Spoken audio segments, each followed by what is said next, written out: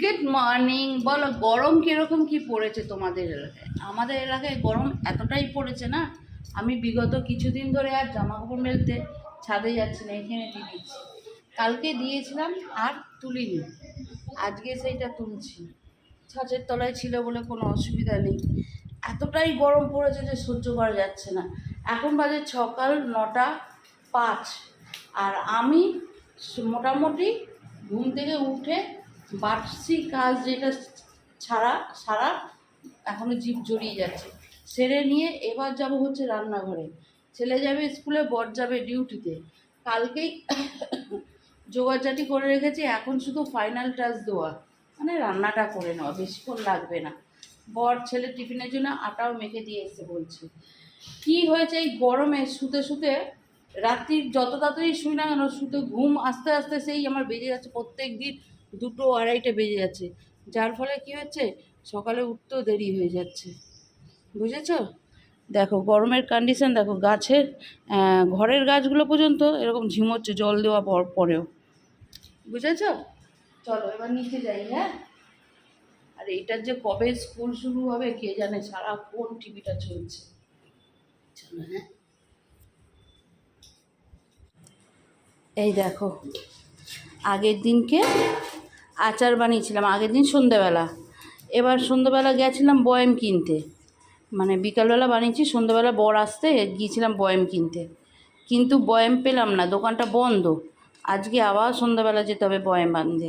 এটা বানিয়েছি হচ্ছে আম কাসুন্দি, বুঝতে পারছো? আসলে মেঘলার মধ্যে রয়েছে না, ঘরে রয়েছে আলোর এতে। দাঁড়াও তোমাদের দেখাচ্ছি। এই যে এই আম কাসুন্দি, এটা বয়ামে ভরে একটু রোদ্রে দিতে হবে, না দিলেও চলে, যেহেতু গরম তেল দিয়েছি, না দিলেও চলে। আর একটা বানিয়েছি, এটা হচ্ছে আমের জেলি, বুঝেছো? এটাও বয়ামে দিতে হবে। কিন্তু সমস্যা কি হয়েছে, এই আচারগুলো বানাতে আমার খুব জোর 120 থেকে 150 টাকা খরচা পড়ছে। কারণ এক পাল্লা আম আমি 80 টাকায় এনেছি, আর চিনি লেগেছে 1.5 কিলো, আর সর্ষে লেগেছে ধরো 150, খুব জোর আমি বলবো হ্যাঁ 150 টাকা হয়েছে আমার এতে খরচা পড়েছে। কিন্তু বয়াম একটা বলছে 140 থেকে 150 টাকা, মানে আজনার থেকে খাজনার বায়ে বেশি, বুঝতে পেরেছো? তার মানে আমি বয়াম কিনবো, দুটো বয়াম 300 টাকায়, অথচ আমার আচার করতে খরচা পড়েছে ওই 150 থেকে, ধরো খুব জোর আরও টুকটাক জিনিস নিয়ে 200 টাকা। 200 টাকা আমার খরচা পড়েছে, যেটা আমি সারা বছর খাবো, কিন্তু বয়াম কিনবো আমি 300 টাকায়। বাড়িতে বয়ামের অত চল নেই, আর যা ছিল কাঁচের জিনিস তো ভেঙে গেছে টুকটাক করে, আর দুটো বয়ামে আচার আছে, বুঝেছো? সবজি সবজি এখানে ভাজা হয়ে গেছে, এখানে কড়াটা চাপিয়ে রেখেছি, মাছ ভাজবো। আর এই লোহার কড়াতে মাছ ভাজতে এত সুবিধা না, মানে তোমার লাগে না। আর এখানে টিফিনের আলুর তরকারি হয়ে গেছে। এইভাবে বাটিটাকে ছুঁড়ে ফেলে দিলে কি করে হবে? আস্তে করে দিতে হবে না। সকাল থেকে চা খাইনি, ভাবলাম রান্নাটা এগিয়ে নিই, আর তারপর কি করনি। হ্যাঁ গরম লাগছে তো, আমার বড় ছেলে ক্যামেরা পেছন দিয়ে বলছে কি লাগছে, মানে তুমি বলে নাও আমি পাখাটা চালাবো। কি করবে, গরমকালে এটাই একটা সমস্যা, পাখা চালালে পাখার আওয়াজ আসে ঘর ঘর করে, আর পাখা বন্ধ করলে কেটে যায় না। তা কি আমি আগে একটু রান্নাটা করি, মাছের ঝোল আর শাক ভাজা হয়ে গেছে, ওরা খেয়ে বেরোনোর মতো, এরপর শান্তি করে চা খাবো। কি গো আসবে?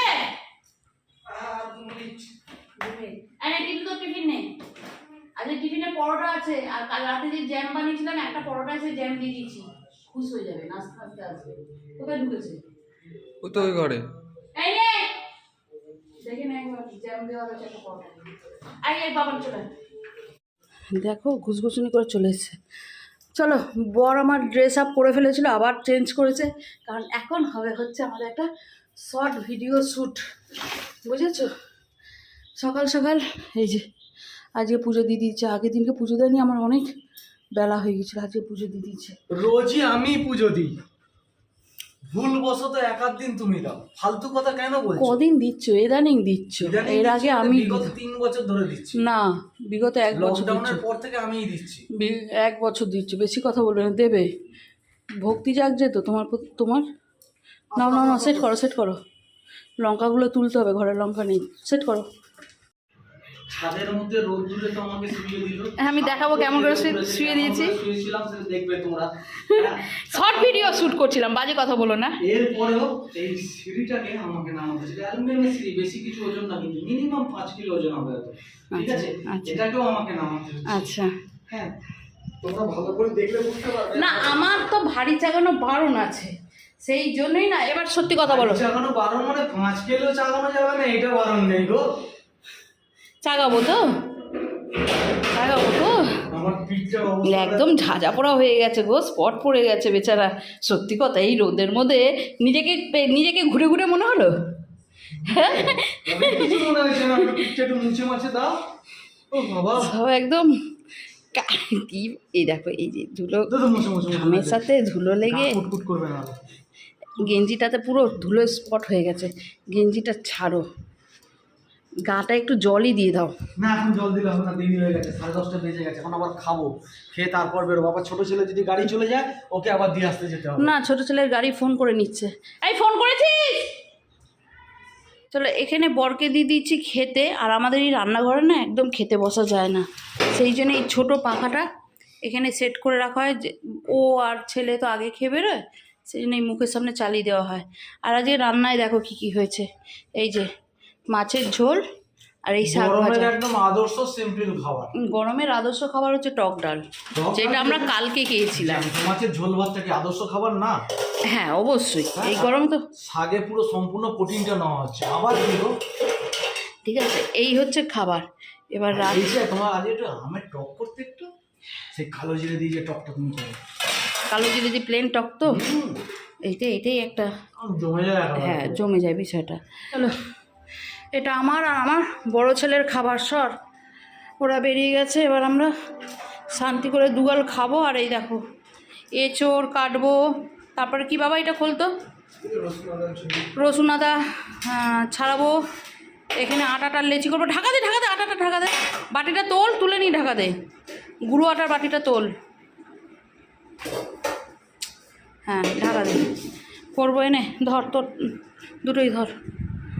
তোমরা কে কে জানো এই খবরটা জানি না, দাঁড়াও খাবার, আচ্ছা ঠিক আছে, জানি না।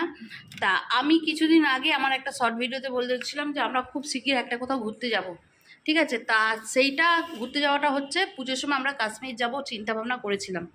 কিন্তু কাল রাত থেকে যে খবরগুলো আমাদের চোখে আসছে সেটা হচ্ছে কাশ্মীরে ঘুরতে গেছে কিছু যাত্রী, তাদেরকে জঙ্গিরা মেরে দিয়েছে, তাও মিলিটারি ড্রেস পরে এসছিল। এবং তাদের থেকে পরিচয়পত্র চাওয়া হচ্ছিল। পরিচয়পত্র যদি সেই ধর্মের মানুষ বাদে অন্য ধর্মের মানুষ হয়, মেরে দিচ্ছে। সেই জন্য এমন কোনো আনন্দ ঘুরতে গিয়ে প্রাণহানি হয়ে যাবে সেরকম চাই না। কারণ আমাদের বেহালার দুটো পরিবার নাকি আছে, একটা পরিবারের মৃত্যুর খবর এসে গেছে। সেই জন্য সেই বিষয়টা প্ল্যানটা একদম ক্যান্সেল করে দিলাম। সকালবেলা বসে বসে সিকিম, নর্থ সিকিম এইগুলো আমার যাওয়া আছে, নেপাল আমার যাওয়া আছে। তা ওই জন্য চিন্তাভাবনা করলাম যে একদম ওই শীতের পর আর বছরে একবার সিকিম ঘুরে আসবো। আসলে সিকিম, নেপাল টেপাল যখন ঘুরেছি না, তখন আমি এইসব ভিডিও টিডিও করতাম না। সেই জন্য স্মৃতি বলতে কয়েকটা ফটো আছে, তাও অর্ধেক ফটো চিপ থেকে বা এ থেকে উড়ে গেছে। সেই জন্য ভাবছি এবারে যদি সিকিম বা নর্থ নেপাল টেপাল এই দিকেই যাব, যেটা আমার গ্রিপ্টের মধ্যে, ঠিক আছে? তুরন্ত আমি ব্যাক করে চলে আসতে পারবো, বা কিছু হলে আমি সামলাতে পারবো। সেই জন্য এরকম দিকে যাব। আর যদি এবারে ভিডিও করে অবশ্যই নিজের স্মৃতি অনেক বড় করে রাখবো। তা যাই হোক, সেই জন্য কাশ্মীরটা তো ক্যান্সেল। আর আমাদের মতন ট্যুরিস্ট যদি না যায় না, কাশ্মীরের অবস্থা কী হবে সেটা একবার ভাবা উচিত। তারা এই কাজগুলো করার আগে ভাবা উচিত। তা যাই হোক, এই বিষয়টা টোটালি পলিটিক্যাল বিষয়, বড় বড় মাথা আছে এই বিষয়গুলো সামলানোর জন্য। আপাতত চলো টিফিনটা করি, আর সবজি সবজা যেগুলো দেখালাম কাটি। হ্যাঁ চলো, আপাতত বিকালের রান্না জোগাড় করছি। মশলাপাতি এখানে কেটে রেখেছি, মটর আমি সেদ্ধ করে ফেলেছি। বিকালবেলা একটু রেডি হয়ে বেরিয়ে গিয়েছিলাম, কারণ আমার এখন হয়ে গেছে এমার্জেন্সি একটা বিপদ। জীবনটা খুবই ঝঞ্ঝাটের মধ্যে জর্জরিত হয়ে রয়েছে। আমার এখন এমার্জেন্সি একটা ফোনের দরকার আছে, কারণ আমার যে ফোনটা আমি ইউজ করছি আপাতত সেটাতে ভিডিও হচ্ছে, সেটা এতটাই মেমোরি ফুল হয়ে গেছে যে সে আর নিজে কোনো মেমোরি নিতে পারছে না। যার জন্য আপাতত আমাকে সফটওয়্যার ডাউনলোড করে আমাকে ভিডিও কি অন্যভাবে করতে হবে, কিংবা একটা নতুন ফোন নিতে হবে। ফোনের দোকানে গেছিলাম, আমি যতটা মেমোরির ফোন চাইছি শুনেই দাম শুনেই অবাক হয়ে গেছি। তা যাই হোক, কিছু তো একটা ব্যবস্থা করতে হবে, কি বলো? ব্যবস্থা তো কিছু একটা করতে হবে। কি ব্যবস্থা করবো আমি তো এখন মাথা খারাপ হয়ে যাচ্ছে, কি ব্যবস্থা হবে? তা যাই হোক, এই কাজটা না করলেও চলবে না, ফোনটা না কিনলেও চলবে না। তা সেই চিন্তা ভাবনা করবো, কিন্তু তার আগে খাওয়া দাওয়ার ব্যবস্থাটা করে নিতে হবে। আগে খাওয়া, তারপর অন্য কথা। হ্যাঁ, খাওয়া দাওয়াটা না করলে চলবে, পেট না চললে শরীর আর চলবে কী করে? পেটে দেবো তবেই না পিঠে সইবে। তা যাই হোক, সেই চিন্তা ভাবনা চলছে, ছেলেকে দেখাচ্ছি দেখ কোন ফোনটা বেস্ট হবে, আর মেমোরিটা কীরকম হবে, আর তার থেকে সস্তাটাও কীরকম হবে, সেই বুঝেই না নেবো, তাই না? সস্তা অতটা টেকসই এরকম একটা কিছু নিতে হবে। চলো আপাতত টিকাও টিকাও। হ্যাঁ, টিকাও আর সস্তা। আপাতত ঘুগনিটা বানাই। খাওয়ার মধ্যে খাবো হচ্ছে আমি আর আমার ছেলেরা, কারণ আমার বর খেয়েছে হচ্ছে ভাত। পেঁয়াজ খাবি তো সবাই? আরে একটু শুধু ঘুগনি দেবে না? হ্যাঁ, এই তো বাটিতে এনেছি, এই যে ভর্তি এনেছি, বেড়েছি শুধু। আর এই গুড় খাবি? ঠিক আছে। আর এইমাত্র আমার বড় ছোট ছেলের খাওয়া হলো, পেটন খাওয়া হলো, এরপর খাবার খাবে। পেটন খাওয়ার কারণ আছে, আমি ফোন দিয়ে বেরোলাম, আমি বললো আমি ম্যাচ করবো ফোন থেকে। ও বাবা, ফোনটা দিয়ে বেরিয়েছি যে ম্যাচ মাথায় উঠে যাচ্ছে। তো ফোন দেখেছো বসে বসে? এই দেখো না, এই যে এইমাত্র দুবার খেয়েছে, খেয়ে চোখ মুছে নিয়ে বসেছে। আমি খাবার পাচ্ছি, পাশে বসেছে, ম্যাথ 3টে কমপ্লিট হবে তারপর খাবে।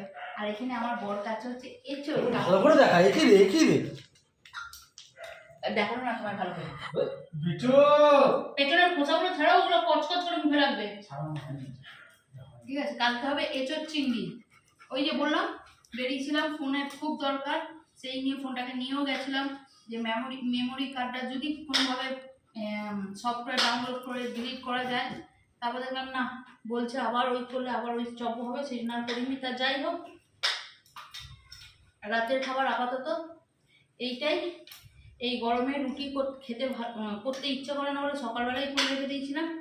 আর ঘুগনিটা তো এখনই করলাম গরম গরম, কারণ ঘুগনি সকালবেলা করে রাখলে ভালো লাগে না, ওটা গরম গরমই ভালো লাগে। এই হচ্ছে আপাতত আমাদের খাওয়ার প্লেট। ম্যাথসটা কমপ্লিট হবে, তারপর খাওয়াতে হাত দিবি।